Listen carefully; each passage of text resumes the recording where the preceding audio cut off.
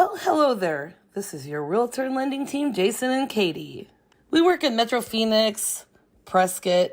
Actually, we can work all over Arizona. We do cool things like hold our fingers up and count stuff. We also do things like point and hold our hands in positions where it looks like we're talking about something really important. But the thing we do best is laugh. Oh, and we support you too. So thanks for joining us. We love your socks. Hey everybody, this is we're doing this differently. Totally different format today. Same great content though. I look twice his size. This is weird. What are you talking? Oh my goodness. So we're coming to you from Jason's office. It's kind of fancy. We're in Prescott. We're probably going to do this once a month and upload it now, yeah? That's what we're going to do. Yeah, so sorry, I haven't brushed my hair all day. Me neither. So we're going to continue our market inflation talk. Yes. Yeah. So last week we talked, well actually it was 2 weeks ago. And we talked about how you can make money purchasing a house using your equity. Mm-hmm. So there's something big happening right now and it has to do with inflation. So. I mean, it's interesting because we had a phone call earlier with a customer. Clients, let's say. Well, so sorry. So much more bougie if we say a client, right? It's my clients. So the client asked a good question because we were explaining how interest rates have gone up, which they have. Last time we came to you, we were talking about how it was because of inflation. Before you say that, I'm going to have you guys take a guess. I mean, this is not going to be live, but take a guess at what you think the current interest rate is. I'll give you 5 seconds. Okay, because it's higher than you think. Well, the latest survey from Freddie Mac had the interest rate approaching 5%. So if you want, depending on your situation, your LTV, your credit score, we have some people that are getting interest rates now in the 5s that literally just a little bit ago were getting interest rates in the 3s. All right, cool. So, hi. So I'm doing this differently as I do my other videos, and I need to get back on that with my sellers series and whatever. So we're piecing this together. So we were just talking about the rates being 5 or more. Mm-hmm. Yeah, so the rates have gone up. It is a function of inflation. If you're watching this, you're spending more money. If you drive a car, you're spending more money to drive your car today than you were 3 months ago, right? Yeah. Because inflation's happening. The price of gas is up. The price of everything is up. So when that happens and inflation is a problem, interest rates, they rise at the same time. So here's what's really interesting. The question we got today, do you remember the question that our client asked us? Was it about down payment and what their monthly price would be? Well, they were asking about interest rates at the end of the year and what happens with the election, what will happen. See, that was smarter than I was thinking. So it was an excellent question, right? The question essentially is the elections, so we have, elections coming up, potentially we're seeing a change in Congress, the Democrats have the majority right now. Will any change in Washington potentially affect interest rates? What do you think?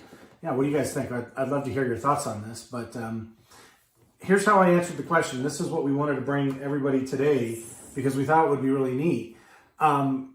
Interestingly enough, the thing that is determining while you're talking, she's going to grab something while I'm talking. Okay, don't mind her.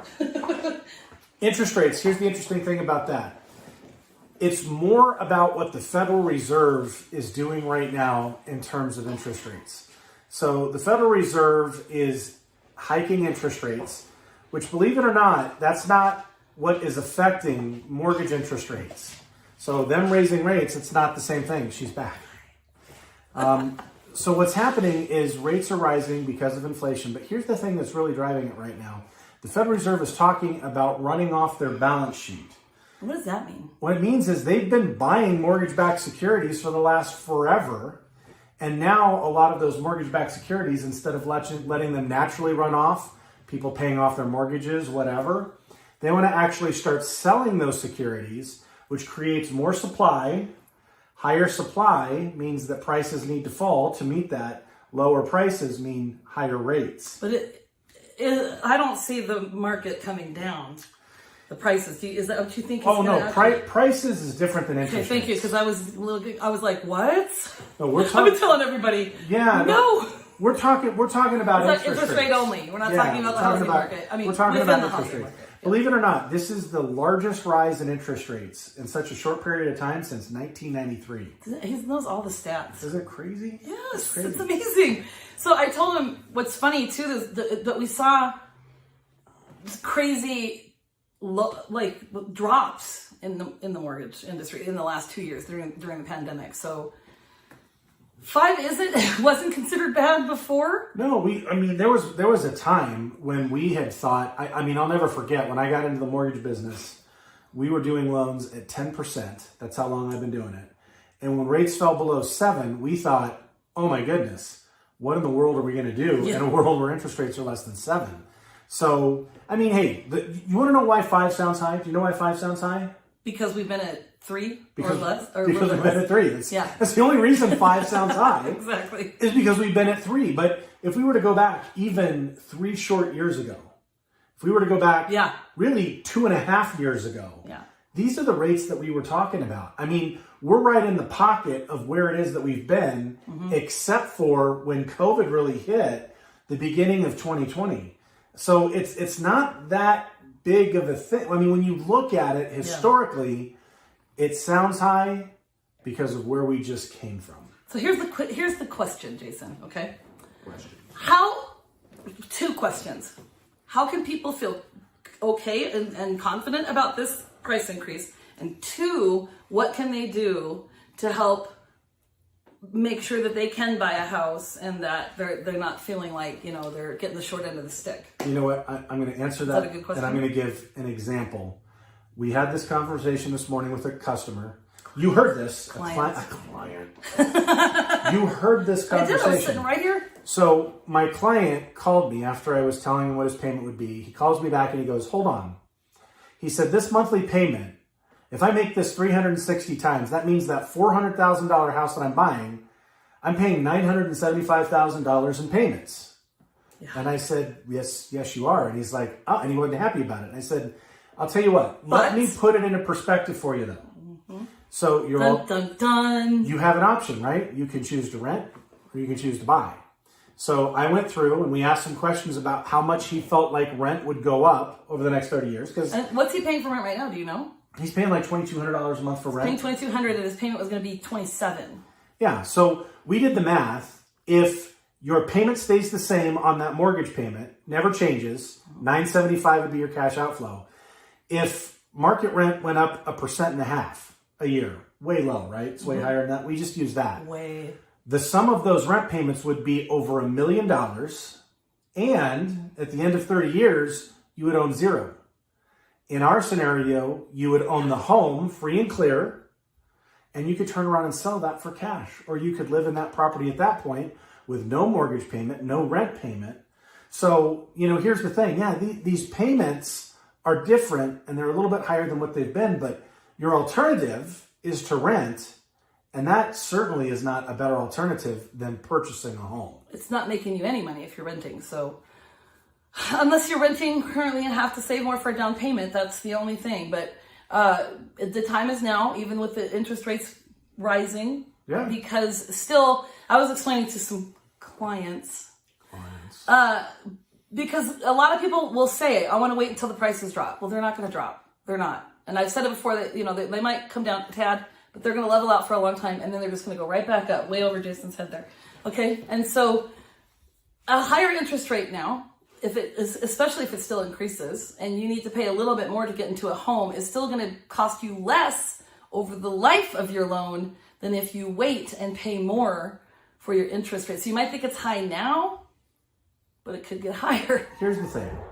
I'm not a lender, but the thing that I hear a lot is, circumstances happen. You might get frustrated shopping for a home, and what will they tell you? You know what? I'm just going to wait and rent. Yeah.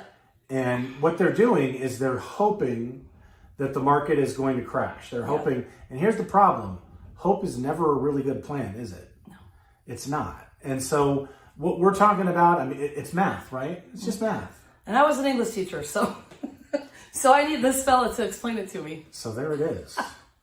You heard it here first. So to sum up, really, I mean, people, yes, I think any change causes people to stress, right? Unless it's dropping. Of course. But then people were stressing about refinancing then too, to make sure they get it done in time and, you know, whatever they have to do. So there's always options. There are always options, and we're here for you, right? That's the whole point. I mean, even if you're in that mode right now where you're renting and saving that down payment, we do have down payment assistance options, which can help. We do. So it's always worth a phone call just to figure out what your options are. And here's the worst thing in the world that you walk out with if you talk to us. You walk out with a good plan. That's the worst case scenario. And friends. You walk out with friends. We tell really good jokes too. We do.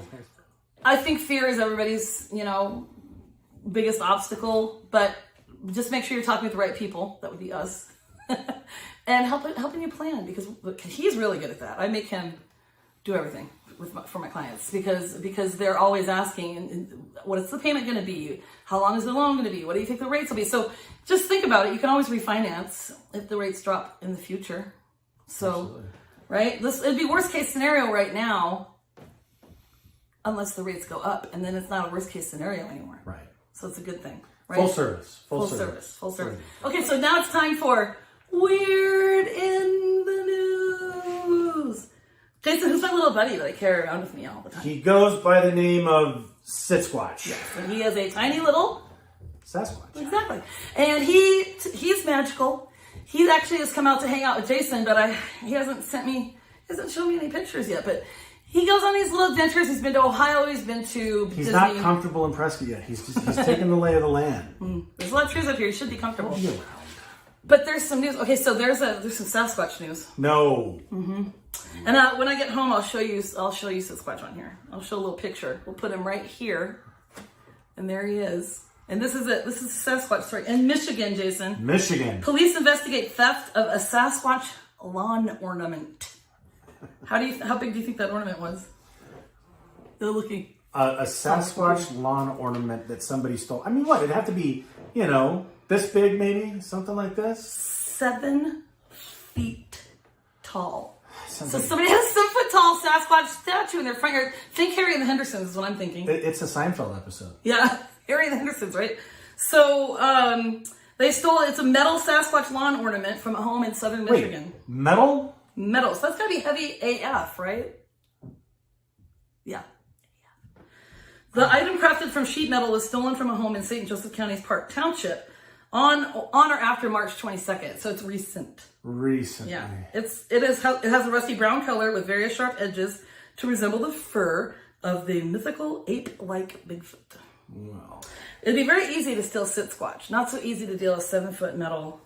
But here's what was seen taking this statue away. Okay, a white paneled van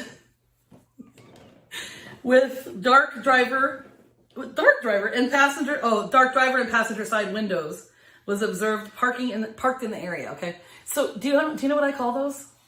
No. So white vans that don't have the windows in the back, we call them SKVs, serial killer vans. That's what, yeah. SKVs. They were going after that.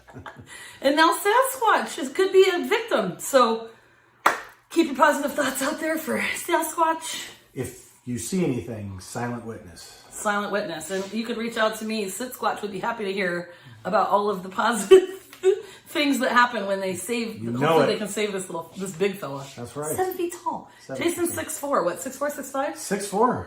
So what's your standing reach? I don't have no idea. It's high. Mine's 7'5".